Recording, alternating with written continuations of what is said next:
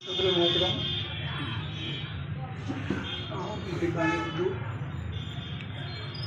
आज मैं सबसे पहले इस बात का इजहार करना चाहता हूँ कि ये बिल्कुल नए तर्ज की आज मजलिस रही और इतने कम अरसे में, इतने कम वक्त में 3 मज़ामीन यहाँ पढ़े गए और उसमें भी सभी मज़ामीन बहुत कारामद हैं। और बतौर ख़ास मैं ये जो सेक्रेटरी मौसूफ हैं उनकी फ़हीम साहब की मैं तारीफ़ करना चाहता हूँ। उनके फ़हीम साहब ने मनोवर राना जैसे जिनकी शोहरत शायरी से है, लेकिन शायरी के अलावे इब्तदाई दौर में उनकी ज़िंदगी में क्या क्या करवटें आती हैं और कहाँ से कहाँ पहुँचते हैं, उसका जिक्र बहुत खूबी से उन्होंने कर दिया। एक ऐसा पहलू जिसकी तरफ लोगों की नज़र कम गई है उनके इंतकाल के बाद भी। ताज़ियत में भी उस पहलू की तरफ लोगों ने ध्यान नहीं दिया, लेकिन फ़हीम साहब ने इस बात को बहुत खूबसूरती से ध्यान दिला करके हम लोगों को तो बहुत खुश किया कि एक ऐसा पहलू जो था हम लोग उसको समझ भी नहीं पा रहे थे पूरी तरह से, आज उन्होंने इसका अदा किया कि इन सब चीज़ों पर भी हमें ध्यान देना चाहिए। इस बीच में मैं मीडिया से 3-4 दिनों से रूबरू होता रहा और मैंने महसूस किया कि इस तरह की ताज़ियती नशीस कभी नहीं हो पाई। तो मैं मुबारकबाद देता हूँ इदारा अदब इस्लामी को और उसके सदर, उसके सेक्रेटरी साहिबान को कि उन्होंने बहुत खूबसूरत महफिल आरास्ता की। ये होता है असल मतलब इस तरह की ताज़ियती नशिस्तों का।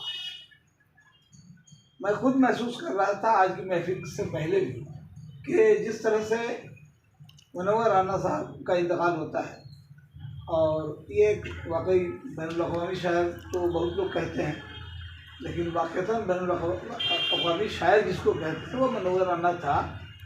पूरी दुनिया में घूम करके उन्होंने मुशायरे और ये अपनी किताबों के हवाले से और अपनी इशाअतों के हवाले से उन्होंने अपनी बात पूरी दुनिया में पहुंचाई है, बखूबी पहुंचाई है।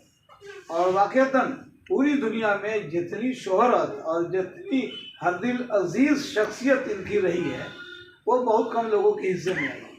मैं और किसी शायर का नाम नहीं लेना चाहता, घर के कुछ लोग अभी कुछ दिनों पहले भी पेशतर भी गुजरे हैं, लेकिन मनोवर राना की शायरी की दिलपज़ीरी से किसी को इनकार नहीं हो सकता है।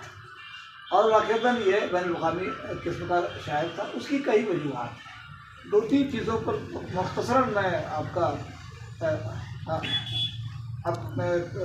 चाहता हूँ कि लौटें। एक तो ये कि मनोवर राना ने अपनी बहुत ही खूबसूरत ज़बान का इस्तेमाल किया, नस्र में भी और शायरी में भी।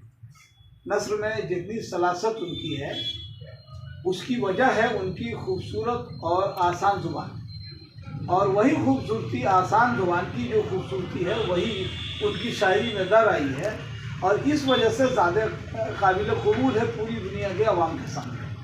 कोई मुबालगा आराई नहीं है उनकी शायरी में। इवन मैं कहना चाहता हूँ कि कई देशी ज़ुबानों, कई मुकामी बोलियों के अल्फाज को उन्होंने उर्दू में उर्दू की तरह बरत दिया। ये आसान होता नहीं है। एक ज़माना हुआ करता था कि उर्दू में अरबी फ़ारसी के लफ्ज़ों की दरअंदाज़ी ज़्यादा थी, लेकिन उसके बाद भी तो उर्दू की तरक्की और होती चली जा रही है। हर ज़ुबान उसी सूरत में ज़िंदा रहती है जब तक वो आवाम के करीब जाती नहीं। जब जाती है तो ज़िंदा होती है, नहीं तो उसकी ज़िंदगी जैसे आप लोग देख रहे हैं। कई हमारे दोस्त थे, अभी तो सामने मौजूद नहीं है, जैसे हज़ारी प्रसाद द्विवेदी ने कहा है हिंदी अपनों से हारी। हिंदी अपनों से क्यों हारी? हिंदी को उन्होंने संस्कृत की तरफ ज़्यादा ले जाने की कोशिश की, इसलिए वो हार गई और आम आदमी की ज़ुबान नहीं बन पाई। आम आदमी लिखने में भी, लिखावट में भी उससे दूर होकर चला गया। लेकिन उर्दू की यही खूबसूरती रही, और इस खूबसूरती को जिस खूबसूरती से मनोवर राना ने इस्तेमाल किया वो उन्हीं का हिस्सा था। साथ ही उन्होंने ज़िंदगी के कई पहलुओं को और अपने अहाते में लिया। जैसे अशार तो मैं नहीं पेश करना चाहता, याददाश्त में मेरे अशार मेरे अपने खुद भी नहीं रहते हैं, और मैं कोई पुर्जा निकालना नहीं चाहता कि आपको अशार मैं सुनाऊँ। खुर्रमा साहब ने बहुत अच्छे अच्छे अशार उनके सुना दिए हैं, और